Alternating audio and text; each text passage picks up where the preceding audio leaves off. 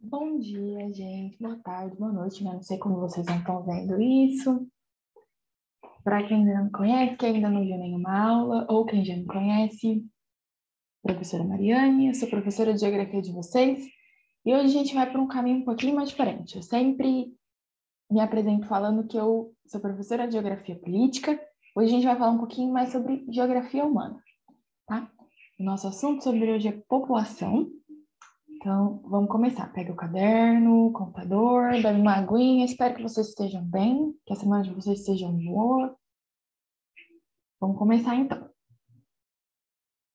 Vamos lá. Na aula de hoje, já vou começar a mexer a minha câmera. Acompanhe. Na aula de hoje, a gente vai ver conceito de população, teorias demográficas, crescimento populacional, estrutura populacional e condições socioeconômicas. Parece muita coisa, mas é bem divididinho. Então, a gente vai conseguir conversar sobre tudo isso no tempo certo. Eu vou tentar falar menos, tá? Vai dar tudo certo por hoje. Vamos lá, então. Vamos começar, então, pelo conceito de população.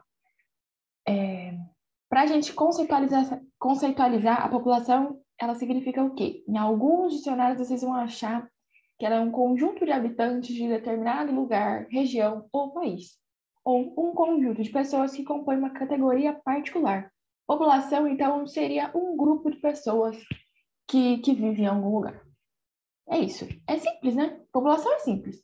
Então, tudo que acarreta essa população é o que a gente vai conversar hoje. Dentro das humanidades, assim como na sociologia, na geografia, o conceito da população vai se expandir para o campo de pesquisa desses profissionais. E esses profissionais eles vão trabalhar nessas áreas com análises estatísticas, quantificando os seres humanos a partir de diversos modos. Por exemplo, localidades diferentes, grupos sociais, crescimento populacional, condições econômicas, grupos sociais, o credo dessas pessoas, são tipos de análises diferentes que a gente vai ter. Vamos entender um pouquinho por quê. Vamos lá, eu vou mudar de novo. Tá. Primeira parte que a gente tem que entender que vem e é fruto dessas análises é o IBGE e o censo. A gente vai conversar um pouquinho sobre isso. IBGE significa Instituto Brasileiro de Geografia e Estatística, vocês já devem conhecer, porque a gente escuta muito falar sobre o IBGE quando a gente está, por exemplo, assistindo matérias na televisão, né? E aqui no Brasil ele é o órgão responsável pela coleta de dados e desenvolvimento de análise. E com esses dados coletados, ele é possível o suporte ao governo na tomada das decisões, ou seja, o IBGE ele fica responsável por fazer a coleta desses dados, dessas pesquisas para análise, e essas análises elas vão levar até resultados, porque toda análise vai ter um resultado. Quando você começa uma pesquisa, você vai ganhar um resultado. A partir desse resultado, pode ser feitas diferentes análises, e aí, por exemplo, vamos supor que tenha uma pesquisa do IBGE sobre quantas crianças e de quais idades são essas crianças em determinados bairros da cidade. Então, por exemplo, foram escolhidos 3 bairros de periferia de uma determinada cidade. O IBGE vai lá, começa a pesquisar quantas crianças tem. Ai, Mari, mas para que eles vão fazer isso? Eles vão fazer isso para saber, primeiro, quantas crianças tem, qual que é mais ou menos o fluxo de idade dessas crianças, e aí, com isso, por exemplo, eles vão poder mandar esse número para a prefeitura da cidade, e a prefeitura da cidade vai poder analisar se é bom colocar uma escola nessa região e que tipo de escola vai ser, se vai ser uma escola de parquinho, se vai ser uma escola de primeira fase do ensino fundamental, segunda fase, esse tipo de coisa, entendeu? Então, quando a gente pega esses dados, analisa, vai dar em tomadas de decisões para o governo. O IBGE também é responsável pela realização do censo. Não sei se vocês conhecem o que é o censo, porque a última vez que ele foi feito foi em 2010, então não sei quantos anos vocês tinham em 2010.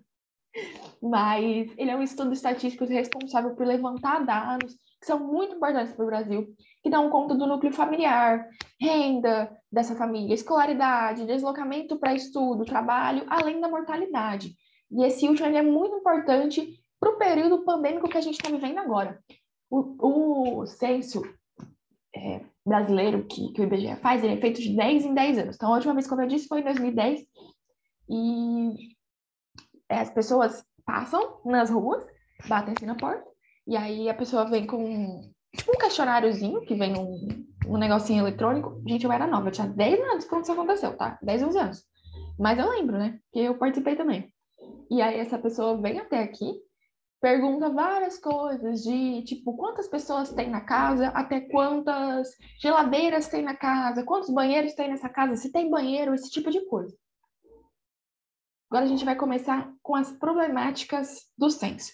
Porque fazendo as contas, não sou boa de contas, mais 10 dá 20, né? Então, o próximo censo teria que ser feito agora em 2020.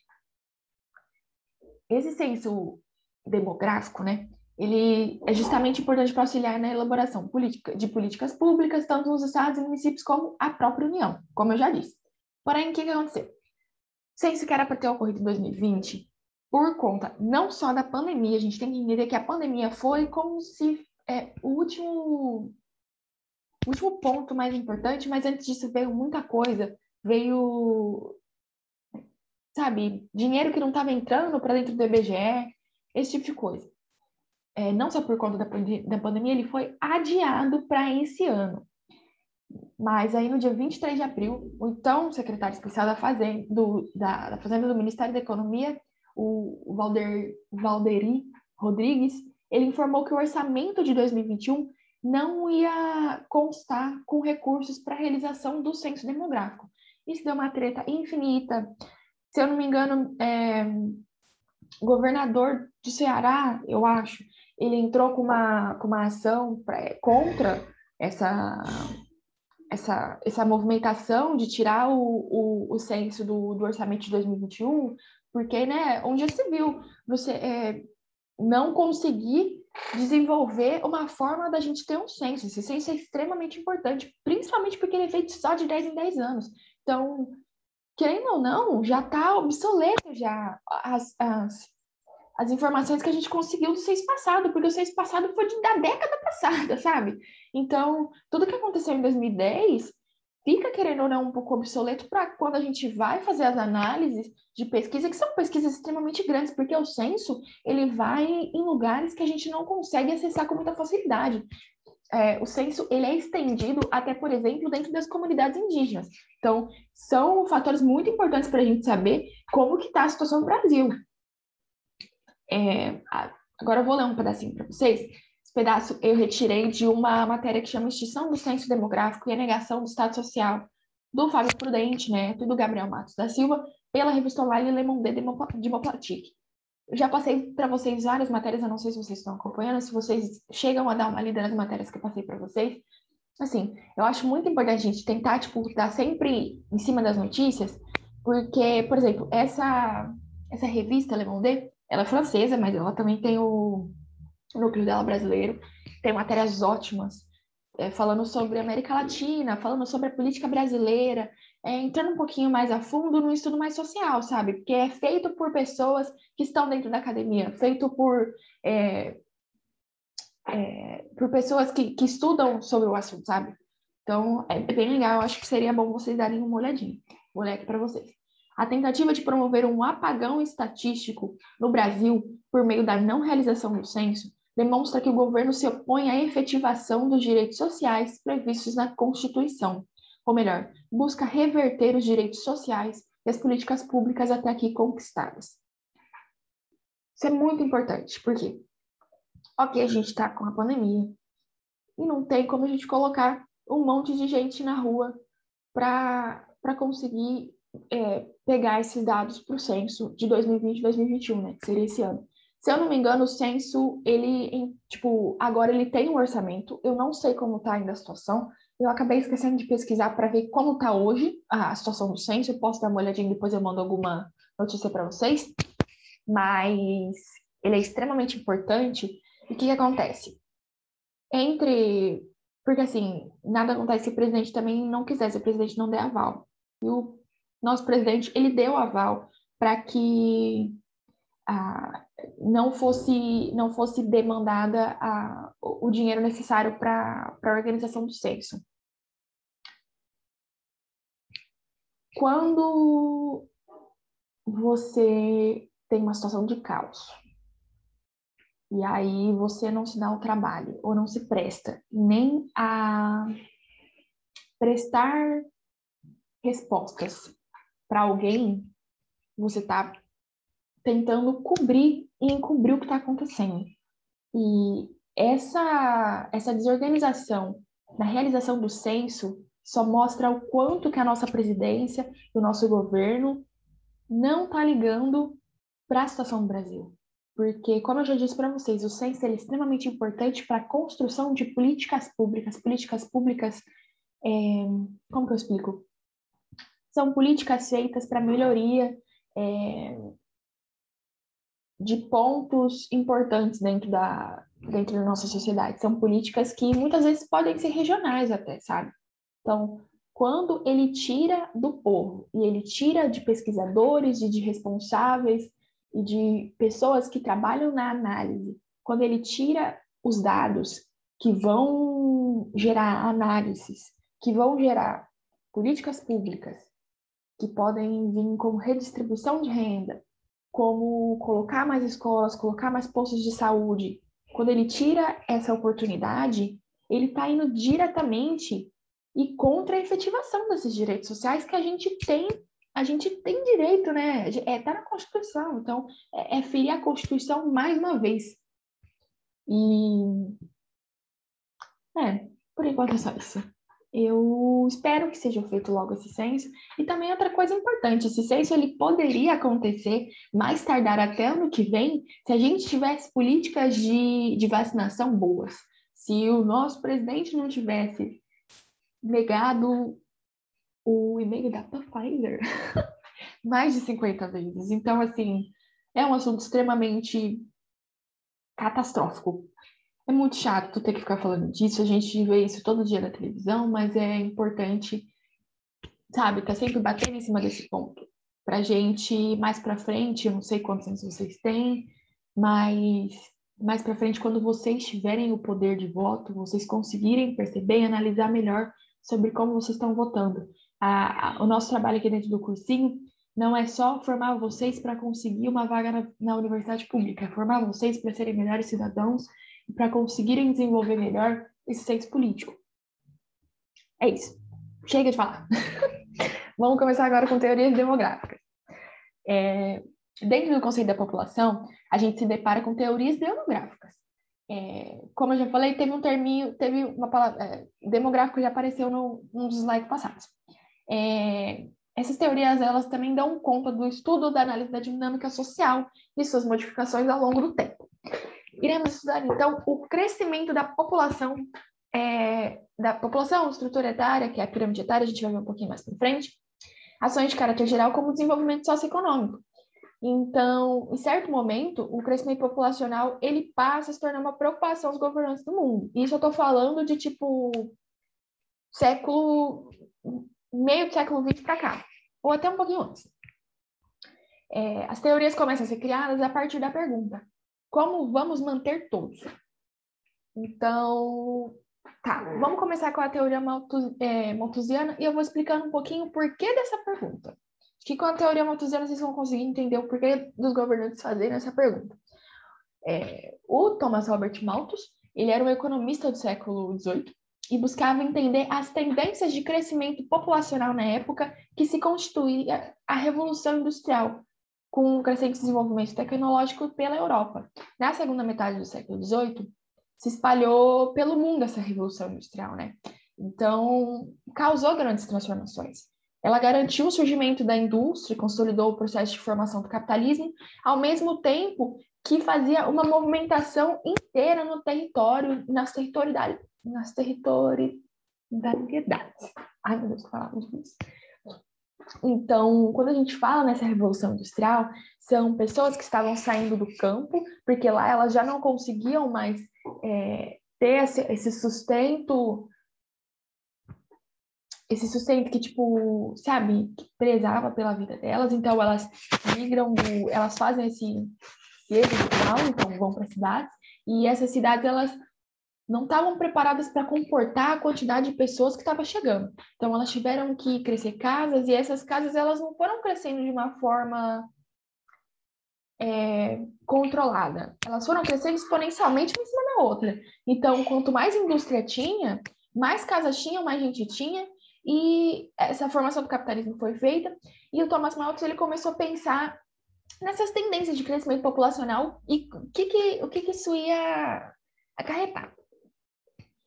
Na sua teoria, ele aponta que, com o crescimento da população mundial, mantidas essas tais tendências de crescimento, a população ia crescer em progressão geométrica e a produção de alimentos ia crescer em progressão aritmética, ou seja, as condições técnicas de produção de alimento não iam ser suficientes para atender a população.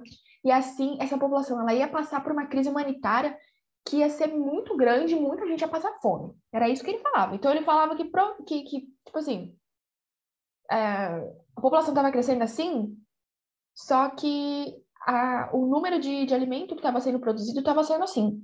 Então, entendeu? Não ia bater. E muita gente ia passar fome.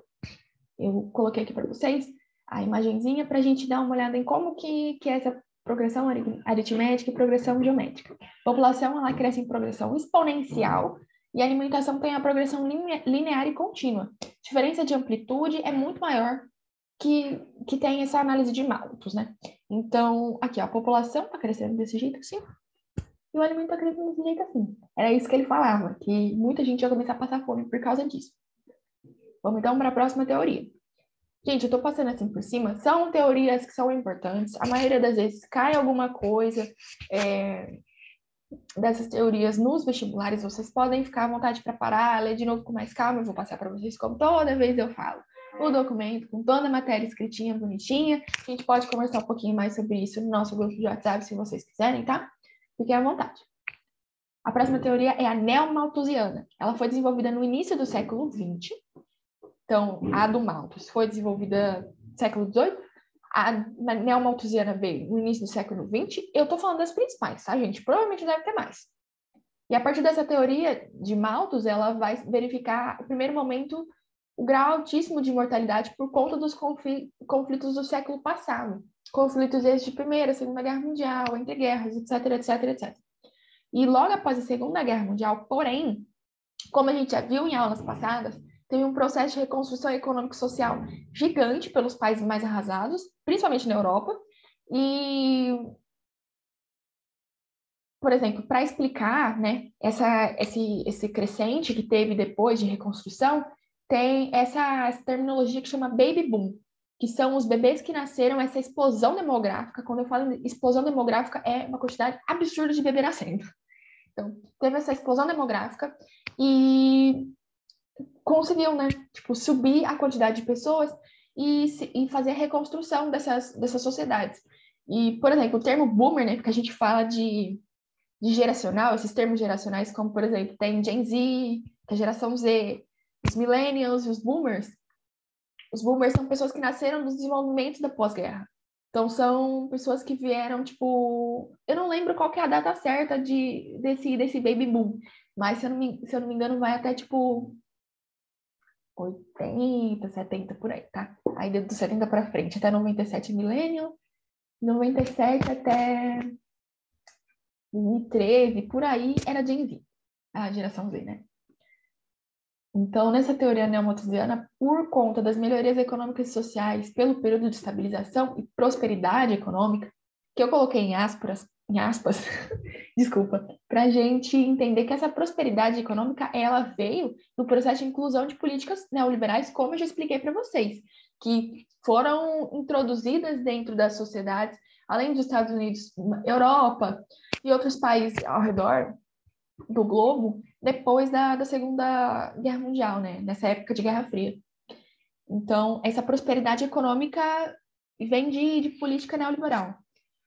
O crescimento populacional se elevou e daí a maior chance da elevação das taxas de pobreza. Era isso que essa teoria neomalthusiana se preocupava. Era tipo, morreu muita gente, nasceu muita gente, o crescimento populacional foi lá em cima e agora a taxa de pobreza vai crescer também.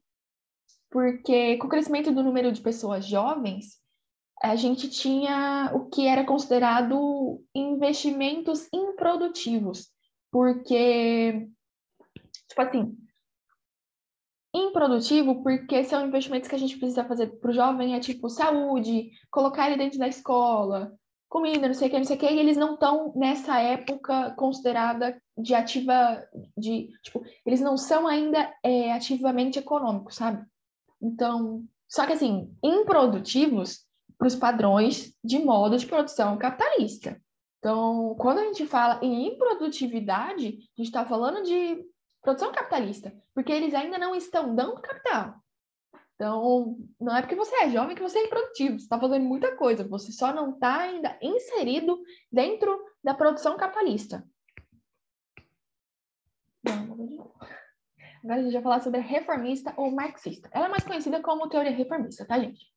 Essa teoria, ela tem influência de Karl Marx, que era um sociólogo da Alemanha, que criou todo o movimento de marxismo, explicou sobre o socialismo, o comunismo, né?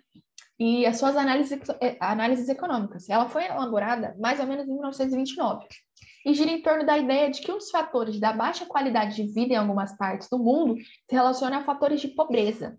Sendo assim, é pregada a necessidade de intervenção estatal por meio de políticas públicas que apoiem a população e promovam uma condição melhor de vida, que levaria futuramente a um planejamento social e econômico estável.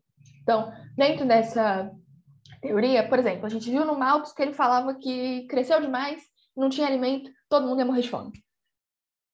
Tá. Aí depois, na neo-malthusiana, morreu muita gente, nasceu muita gente, as pessoas que nasceram, elas ainda não estavam no período dentro dos modos de produção capitalista, então elas eram improdutivas e muita gente ia passar fome por causa disso, porque não ia ter dinheiro rodando. Beleza. Dentro da teoria reformista, a gente fala que essa baixa qualidade de vida que está tendo por causa do aumento demográfico, ele está se dando por conta dos fatores de pobreza. E esses fatores de pobreza, eles estão sendo feitos por quê?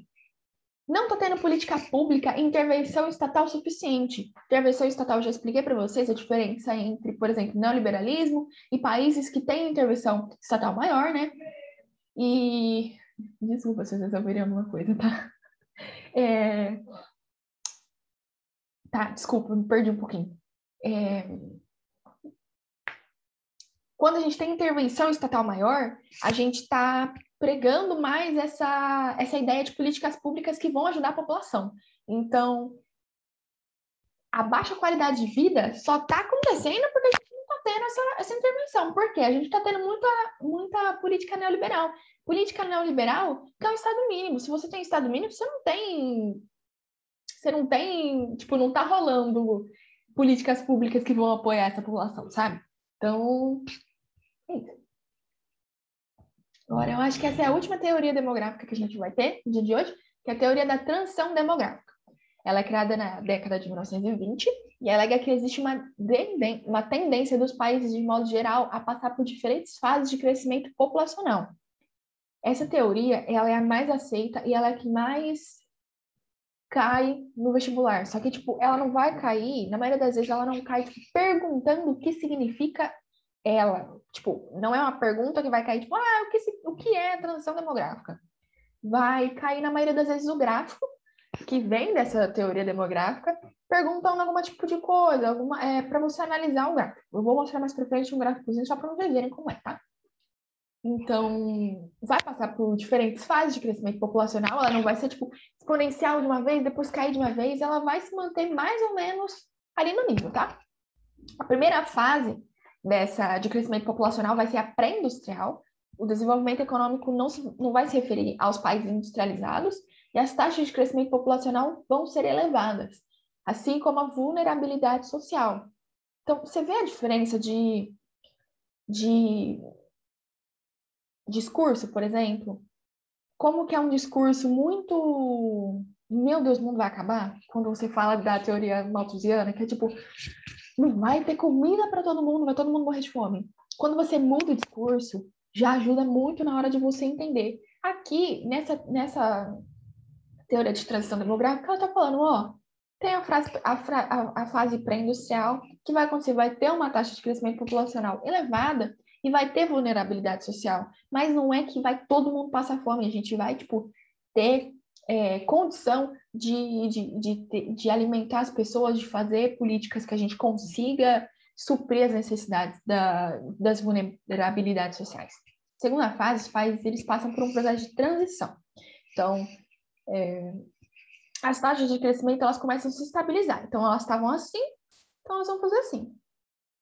E vão começar a diminuir até. A terceira fase, ela é desenvolvida. As taxas de crescimento estão baixas e estabilizadas, ou até mesmo chegam a ser negativas, porque a população começa a envelhecer. Então, é assim, tipo, pré-industrial e já entrando com o pezinho no industrial. Vai começar a crescer, crescer, crescer, porque as pessoas estão mudando de lugar e as pessoas estão começando a se desenvolver um pouquinho mais economicamente. A segunda fase vai ter esse processo de transição entre se desenvolver economicamente e se estabilizar. Então, as coisas também vão começar a se estabilizar, o crescimento populacional também. E aí, a terceira fase vai ser, tipo, estabilizar e vai até baixar. Porque as pessoas vão começar a envelhecer. E quando as pessoas começam a envelhecer, as pessoas começam a parar de produzir filho, né? É isso. Então, dá uma bebidinha de água. Eu também vou beber um pouquinho de água. Ai, tá, gente, desculpa. Fala demais, né? Gente, bebe água, tá? Por favor. Tá. Agora, vendo todas essas teorias e tudo que a gente já falou até agora. Mari, mas afinal, tem comida para todo mundo no mundo? A gente vai passar fome? Tem comida para todo mundo no mundo, tá? Isso vocês podem ficar tranquilos. Mais do que suficiente para alimentar todo mundo. O que acontece é falta de política pública de redistribuição de renda e taxação de grande fortuna. Isso sou eu que estou falando. Isso é fora da matéria. Só para vocês darem uma respiradinha dessa quantidade de teorias que a gente viu até agora. Mas eu precisava explicar para vocês isso. Tem comida para todo mundo. A gente cresceu e se desenvolveu a um ponto de que hoje é muita comida jogada fora. A gente tem um desperdício incrível, de tão grande. Então, assim, o que acontece é que a gente não tem essa redistribuição de renda feita de uma forma que as pessoas consigam ter acesso a uma estabilidade econômica para conseguir comprar comida. A gente está tendo crise humanitária em São Paulo, não sei se vocês acompanham, se vocês estão acompanhando direito, tem às vezes eu dou uma olhadinha no Twitter do padre Júlio Lancelotti, ele tira muita foto falando sobre as crises humanitárias que está tendo em São Paulo. É gente passando fome e tendo que dormir na rua, mas não é coisa de tipo 10, 15 pessoas, são, se a gente for contar, populações de cidades pequenas. Então, assim, quando a gente fala em crise humanitária, a gente não está tendo que olhar só para países que um dia foram considerados países em extrema pobreza, a gente está tendo que olhar para o Brasil, que é um país continental, que a principal fonte de economia é a agricultura. A gente tem comida pra dedéu, só para não falar palavrão na aula. Só que a gente não tá tendo essa redistribuição de renda, tá gente passando fome, tá gente morrendo. Gente entrou de novo nos níveis de crianças morrendo de inanição, gente morrendo por causa de diarreia. Então, assim, a gente tem tudo que é necessário para conseguir que ninguém passe fome, a gente só não tá redistribuindo. E por que que é isso? A gente tem que lembrar também que esses países que estão em extrema situação de pobreza e que estão tendo crises humanitárias são países que sofreram por processos colonizatórios, como eu já disse para vocês em outras aulas, e extração de riquezas.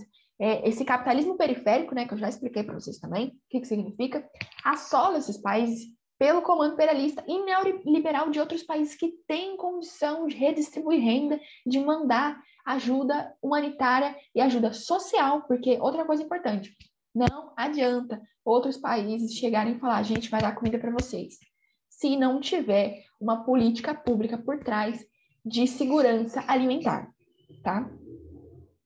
Esses países eles estão negando digna e justa para milhares de pessoas. A segurança alimentar ele é um assunto extremamente sério. Quando eu falo em segurança alimentar, eu estou falando de você ver se esses alimentos eles estão bons, eles não têm agrotóxico e que as pessoas estão conseguindo chegar até esses alimentos, tipo, ter uma nutrição boa e rica. Não é só você dar um pacote de arroz, um pacote de feijão, um pedacinho de carne. É tipo, a pessoa conseguir olhar o prato e o prato está rico em comida e rico em nutrientes, sabe? Então, extremamente importante isso. Eu queria só que vocês entendessem esse pedaço mais social do assunto quando a gente fala em teorias demográficas. Vamos lá, então. A gente ainda tem umas coisinhas para falar. Vou abaixar aqui para vocês conseguirem ver. Tá. Agora a gente vai falar sobre indicadores de análise do crescimento populacional. A gente tem dois mais importantes que eu vou passar aqui rapidinho para vocês. O primeiro é o crescimento vegetativo ou crescimento natural da população. A maioria das vezes vocês vão achar como crescimento vegetativo, tá? Ela é a diferença entre a taxa de natalidade e a taxa de mortalidade. A gente vai poder entender essas taxas bem simples. Quando o número de pessoas nascendo é superior ao número de pessoas morrendo, é vegetativo positivo. Quando o número de mortes é maior do que o número de pessoas nascendo, crescimento vegetativo negativo. Então, por exemplo, hoje em dia, a gente pode ser considerado nesse crescimento vegetativo negativo, porque a gente está quase chegando, ou se já chegou a 500 mil mortes. Então, assim, não tem condição da quantidade de pessoas nascendo ultrapassar 500 mil pessoas morrendo. É muito triste isso, né? Mas é a nossa realidade no momento. E tem o segundo indicador de análise do crescimento populacional, que é o saldo migratório. É a mesma coisa, gente, é a mesma conta. Então, se tem mais pessoas entrando do que saindo do país, significa que o país está com saldo migratório positivo e tem um fluxo emigratório maior que a taxa de imigração, significa que o país acaba sendo emissor de pessoas. Simples. Estrutura populacional, agora vamos falar. Ela é a distribuição populacional no mundo, que é considerada extremamente concentrada. É rapidinho, tá, essa parte. Tipo, só para vocês terem uma noção mais ou menos de como que é a estrutura e de como que é dividida a população no mundo. Ela é extremamente concentrada, não está dividida direito, até porque a gente tem fatores naturais, né, para essa divisão. E no dia 31 de setembro de 2011, a gente bateu a marca de 7 bilhões de pessoas no mundo. Mais ou menos essa divisão, a Ásia fica com 60% da população, e dentro do continente asiático, a China contém 21% desses 60%, e a Índia contém 17% desses 60% também. A África vem em segundo lugar, com 12,7%. Você viu como que é a diferença? Por exemplo, a Ásia tem 60% de toda a população mundial, e dentro dela, a Índia tem 17%. Agora, a África, que é o segundo país que mais tem gente, só tem 12,7%. Então, é uma diferença extremamente grande entre o terceiro continente é a Europa, depois vem a América do Norte com 8%, e a América do Sul com 5,6%. Então, por exemplo, quando eu disse que tem algumas questões naturais que ajudam e proporcionam essa distribuição concentrada e desigual. Tem muito lugar que a gente não pode habitar, porque tem mata, porque tem rio, alguns tipos de desertos que só comunidades indígenas que já estavam lá antes, já conseguem ter um subsídio melhor e já estão acostumadas a morar lá. São as pessoas que vão morar nesse tipo de lugar. E também as pessoas elas vão ficar concentradas nos maiores polos socioeconômicos e capitalistas, né? Então, quanto mais dinheiro e mais capital estiver rodando em uma tal território, em um tal território, mais gente vai ter morando lá. Vamos falar um pouquinho sobre as pirâmides etárias, então. Eles são gráficos em que você vai analisar algumas informações que vão ser apresentadas. As idades e orientações sexuais, por exemplo. O gráfico, em sua maioria, é dividido pela faixa etária e gênero e representa dois fatores, que são os indicadores socioeconômicos e a população. Os pontos podem ser entendidos dentro da pirâmide etária são natalidade, fecundidade, mortalidade, expectativa de vida e população economicamente ativa. Então, de um mapa só, você vai tirar tudo isso. É só a gente conseguir entender como que faz para ler. Ó, eu vou mostrar para vocês rapidinho esse mapa aqui, tá bom? Que é a pirâmide etária. Vamos voltar agora e eu vou explicar para vocês como que a gente lê isso. Vocês podem parar também me acompanhando, tipo, voltar aí, só para vocês darem uma olhadinha na imagem, tá?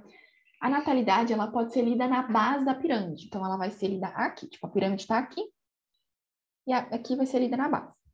Assim como a fecundidade também vai ser lida na base da pirâmide, porque é onde vai estar listada quantas pessoas nasceram e qual é o fluxo de nascimento dessas crianças, né? Desses bebês. E a gente consegue ler o número de fecundidade, porque assim, a pirâmide é dividida por gênero. Gente, então, ó. quando a gente fala dessas pirâmides, ela está escrita entre masculino e feminino, tá? Muitas pirâmides vão estar divididas por sexo, infelizmente, e não por gênero. Tipo, vai estar escrito sexo e não gênero. Então, a gente ainda tem essa falta muito grande de representação. E a torcer para que mais para frente a gente consiga ter pirâmides melhores, tá? Então, é meio difícil, mas por enquanto é algo que a gente consegue trabalhar. Tá. A gente consegue descobrir, por exemplo, a fecundidade dentro dessa pirâmide, olhando a parte que fala sobre o gênero feminino, porque a gente vai perceber a quantidade de filhos para cada pessoa com útero dentro dessa idade reprodutiva, né? Então, vai estar lá. Porque, assim, tem a pirâmide, daí você vai ver quantas pessoas estão nascendo, vai ser dividida por gênero, e do lado vai ter as idades. Então, você vai conseguir ver quantas pessoas em idade reprodutiva que têm útero estão tendo filhos. E mortalidade, ela vai ficar no topo da pirâmide. E ela, quando é estreita, a maior taxa de mortalidade, e quando ela é larga, é menor taxa de mortalidade. Quer dizer que tem gente morrendo menos. Tem gente morrendo menos. Acho que essa frase não tá certa, mas vocês entenderam o que eu quis dizer. Desculpa, às vezes eu travo. Expectativa de vida, ela também vai ser vista no meio da pirâmide, assim como a população economicamente ativa, porque é quando a gente consegue ver mais ou menos até quando essa pessoa vai estar viva e como que tá a economia, né? Então a gente vai ver que, tipo, esse meio é onde as pessoas estão mais ativas economicamente. Então a gente vai conseguir ter uma noção de como que tá a economia de certo lugar que essa pirâmide está mostrando. Ó, então aqui, como eu já disse, tem as idades, aqui vai estar dividido por gênero, e aqui a gente vai conseguir ver seguidinho assim as porcentagens. Então, por exemplo, aqui do lado eu coloquei as fases da vida dentro da pirâmide são classificadas. População jovem, do 0 aos 19 anos, idade ativa dos 20 aos 64 anos e população idosa dos 65 anos ou mais. Então, depois, se vocês quiserem dar uma paradinha para dar uma olhada, esse daqui é o mapa, é a pirâmide etária de 2010, do último censo que foi feito.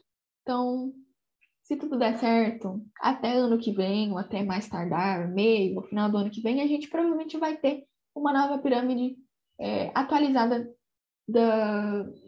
da distribuição etária, né, do Brasil. Indicadores de condições socioeconômicas. Gente, eu juro que tá acabando, é só mais esse, tá?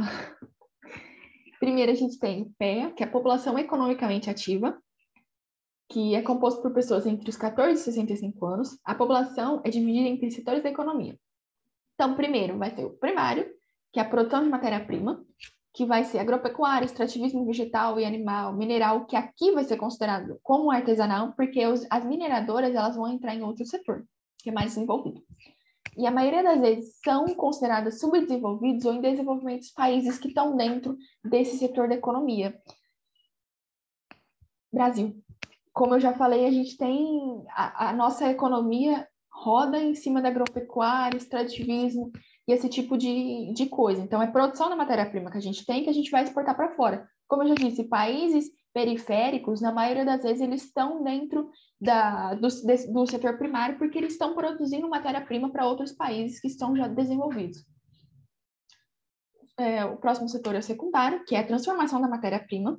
Indústria, bens de consumo, indústria de base, indústria de bens de produção e construção civil, naval e aeronáutica.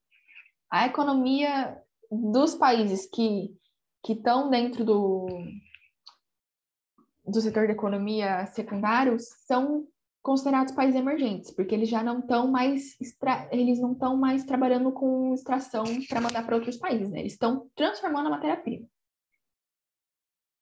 A gente pode também ser considerado país emergente porque a gente tem muita indústria aqui dentro, né? O Brasil, ele é considerado um país emergente. Só que se a gente for dar uma olhada na economia de como está agora, a gente está com o pezinho ainda no país desenvolvido, viu? Tá voltando, tá indo para trás.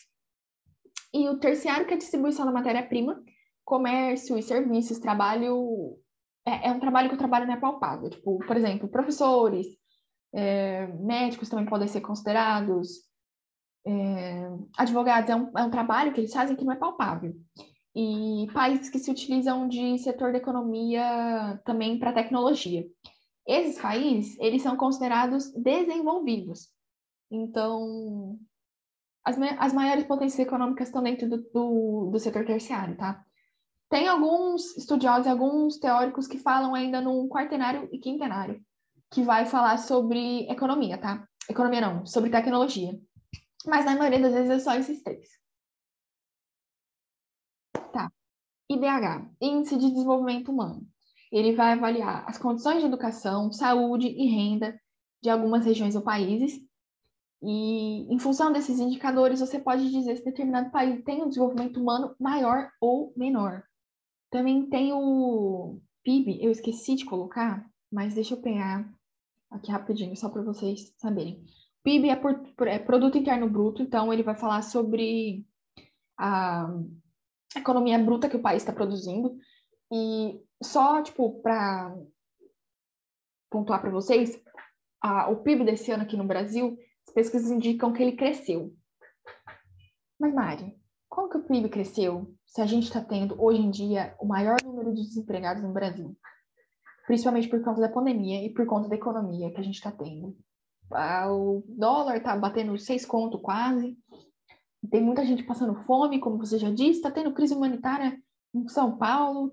Tem gente morrendo de fome em outros lugares do país. Tem gente que não está conseguindo arrumar emprego. Então, como que o PIB, que mostra o desenvolvimento econômico interno bruto de um país, está crescendo? Fácil, gente. Se a gente tem uma grande quantidade de pessoas que está desempregada, mas o PIB está crescendo, e o PIB está falando sobre dinheiro bruto, o que isso significa? Que aqueles poucos bilionários e milionários que a gente tem no Brasil estão conseguindo desenvolver a sua renda. E isso está fazendo com que o PIB cresça. Isso não quer dizer que a população operária, por exemplo, que a gente está falando aqui, vamos colocar entre